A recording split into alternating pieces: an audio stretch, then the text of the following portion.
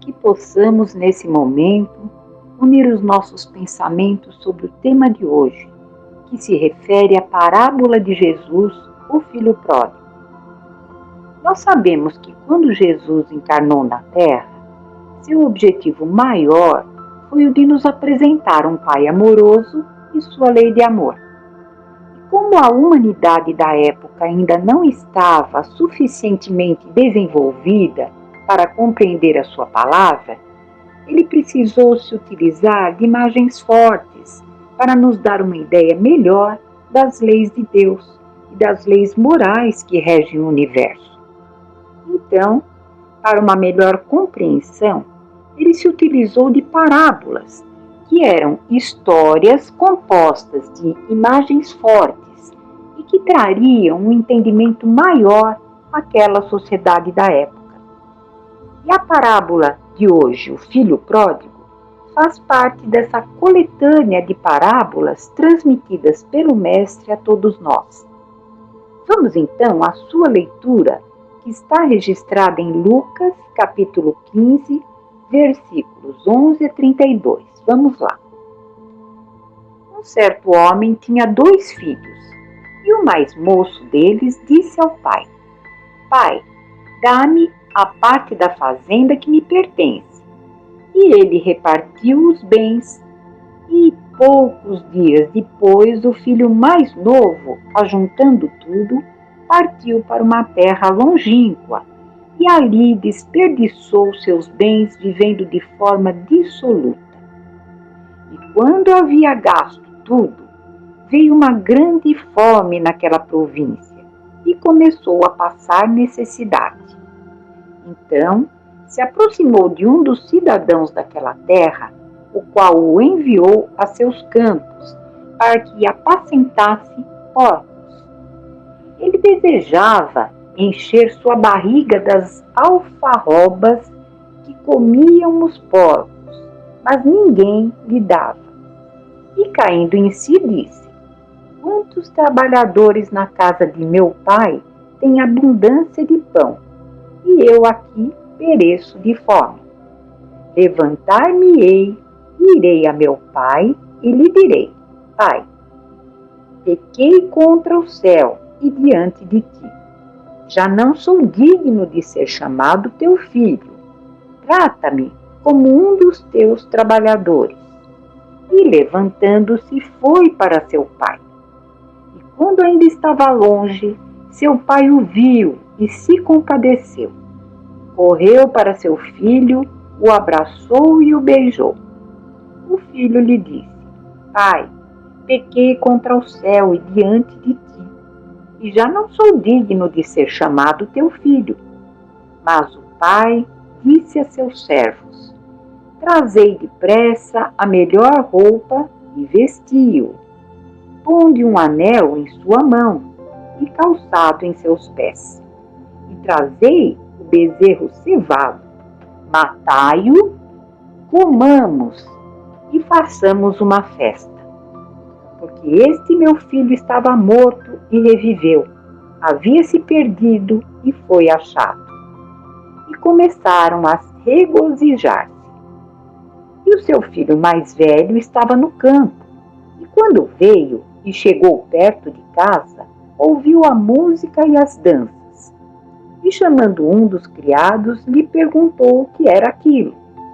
Ele lhe disse: Teu irmão veio, e teu pai fez matar o bezerro cevado, porque o recuperou são e salvo. Então se indignou e não queria entrar. Seu pai saiu e lhe pediu que entrasse, mas ele, respondendo, disse ao pai: Eis que por tantos anos venho te servindo, jamais te desobedeci e nunca me deu nenhum cabrito para alegrar-me com os amigos. Mas quando vem esse teu filho, que consumiu teus bens com meretrizes, tu mandaste matar para ele o bezerro cevado. Ele então lhe disse: Filho, tu sempre estás comigo, e todas as minhas coisas são tuas. mas era necessário festejarmos e regozijarmos, porque este teu irmão estava morto e reviveu, havia se perdido e foi achado. Bom, nós vamos perceber que essa parábola não conta apenas a história de um filho, que é o pródigo, mas ela conta a história de dois filhos, um pródigo, mas arrependido, e o outro, correto em seus deveres, mas egoísta e orgulhoso. A nossa tendência é analisar essa parábola segundo os nossos padrões culturais de justiça. Então nós vamos estar ao lado do irmão que sempre esteve ali junto ao pai. Vamos fazer julgamentos segundo a nossa cultura. Estamos condicionados a julgamentos segundo o nosso padrão moral. Mas Jesus está aqui nos trazendo um outro padrão moral. Ele está nos trazendo o amai-vos uns aos outros. Porque nessa parábola Jesus mostra a figura de um pai amoroso que sempre perdoa e sempre nos dá novas oportunidades de acertar. A figura do filho pródigo mostra os erros da humanidade, os erros que todos nós acumulamos em nossa trajetória. Quando o filho pródigo passa fome e finalmente retorna ao lar, ele está nos mostrando as expiações, o sofrimento causado por nossas escolhas equivocadas, o arrependimento e, finalmente, o caminho de volta, sobre os nossos próprios passos e de forma humilde. Nesse momento, o Pai está nos recebendo, filhos pródigos que todos somos, de forma amorosa e compreensiva, nos perdoando as dívidas, as atitudes impensadas, dando a cada um de nós a oportunidade de um recomeço, através das reencarnações, que são inúmeras. Porém, coube ao filho pródigo, e a todos nós também, as palavras da parábola: levantar-me-ei. Esse primeiro passo na estrada de volta cabe a cada um de nós. Precisa partir de nós essa conscientização do equívoco praticado. Esse seria o ajuda-te e o céu te ajudará. E quanto a esse levantar-me-ei, Emmanuel, no livro Fonte Viva, vai se referir no capítulo Ergamo-nos sobre esse assunto. Vamos lá então. Quando o filho pródigo deliberou tornar aos braços paternos, resolveu intimamente levantar-se, sair da cova escura da ociosidade para o campo da ação regeneradora, erguer-se do chão frio da inércia para o calor do movimento reconstrutivo, elevar-se do vale da indecisão para a montanha do serviço edificante, fugir à treva e penetrar a luz, ausentar-se da posição negativa e absorver-se na reestruturação dos próprios ideais. Levantou-se e partiu no rumo do lar paterno. Quantos de nós, porém, filhos pródigos da vida, depois de estragarmos as mais valiosas oportunidades, clamamos pela assistência do Senhor, de acordo com os nossos desejos menos dignos, para que sejamos satisfeitos? Quantos de nós? Quantos de nós descemos voluntariamente ao abismo e lá dentro, atolados na sombria corrente das nossas paixões, exigimos que o todo misericordioso se faça presente ao nosso lado, através dos seus divinos mensageiros, a fim de que os nossos caprichos sejam atendidos? Se é verdade, no entanto, que nos achamos empenhados em nosso soerguimento, coloquemo-nos de pé e retiremo-nos da retaguarda que desejamos abandonar. Aperfeiçoamento pede esforço. Panorama dos cimos, quer dizer, dos topos, pedem ascensão. Se aspiramos ao clima da vida superior, adiantemo-nos para a frente, caminhando com os padrões de Jesus. Levantar-me-ei, disse o moço da parábola. Levantemo-nos, repitamos nós. E o que o filho mais velho, que sempre esteve ao lado do pai, ele seria um injustiçado? Será que esse filho que ficou do lado do pai, que era mais velho, trabalhando ali o tempo todo, ele seria um injustiçado? Podemos perceber que ele sempre foi um trabalhador correto, sempre esteve ao lado do pai, mas na verdade ele estava comparando pela sua própria ótica a sua conduta e a conduta do irmão. Ele começa a revelar o que todos nós ainda trazemos, o egoísmo. Ele não conseguiu se rejubilar com a volta do irmão perdido. Ele apenas percebeu ali uma injustiça. Parece até que se culpou por ter agido corretamente até aquele momento. Seu amor pelo irmão não conseguiu superar o egoísmo que ele ainda trazia dentro dele. E aqui trazemos um comentário de Emmanuel sobre essa parábola no livro Palavras de Vida Eterna. O capítulo é Filho e Censor. Vamos lá então. Na parábola do filho pródigo, não encontramos somente o irmão que volta experiente e arrependido ao convívio do lar.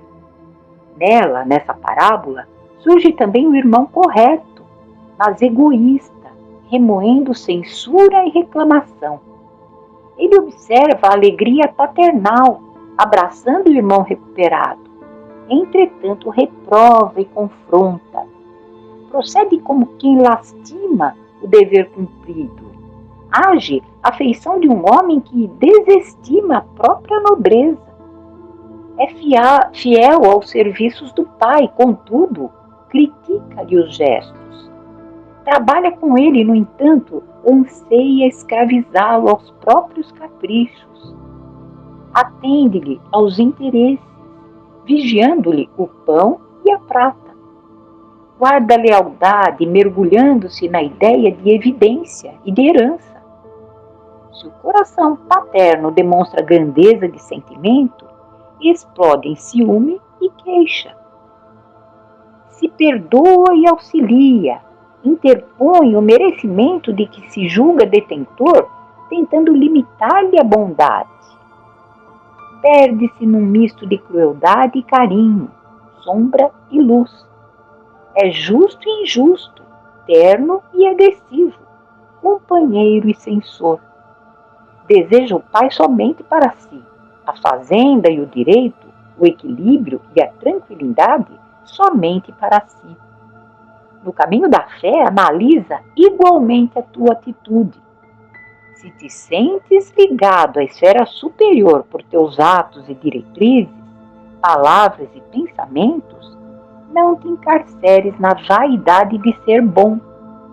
Não te esqueças em circunstância alguma de que Deus é Pai de todos, e se te ajudou para estares com Ele, é para que estejas com Ele ajudando aos outros. Como vimos até agora, nós podemos ter dois tipos de atitudes para com Deus. Sermos o filho pródigo, que seriam naquela sociedade os publicanos, ou o filho mais velho e censor, que poderia representar os fariseus e escribas da época. O que nós podemos perceber pela atitude do filho mais velho é que ele ambicionava ter tido a atitude do irmão mais novo. Só não o fez por falta de coragem, porque na verdade ele nunca esteve ao lado daquele pai por afeto, por realmente ter feito aquela escolha de forma sincera. Pessoal, nós não podemos extrair a nossa felicidade da infelicidade do outro. Estaremos sendo egoístas. Porque do mesmo jeito que eu tenho o direito de errar, o outro também tem. Deus perdoou o filho pródigo como também perdoará o censor. Lembremos das palavras de Jesus: das ovelhas que meu Pai me confiou, nenhuma se perderá. Todos temos a mesma importância para o Pai. Ele nos dará sempre novas oportunidades de reparo através das diversas encarnações. Vamos abolir de forma definitiva o olho por olho, dente por dente, abraçando a lei de amor trazida pelo Cristo, mensageiro de Deus. Pai nosso que estais no céu, santificado seja o vosso nome. Venha a nós o vosso reino e seja feita a vossa vontade, assim na terra como no céu. O pão nosso de cada dia nos dai hoje, Senhor. Perdoai as nossas dívidas assim como perdoamos aos nossos devedores. Não nos deixeis cair em tentações, mas livrai-nos de todo o mal. Muita paz a todos e até uma próxima oportunidade. Que assim seja.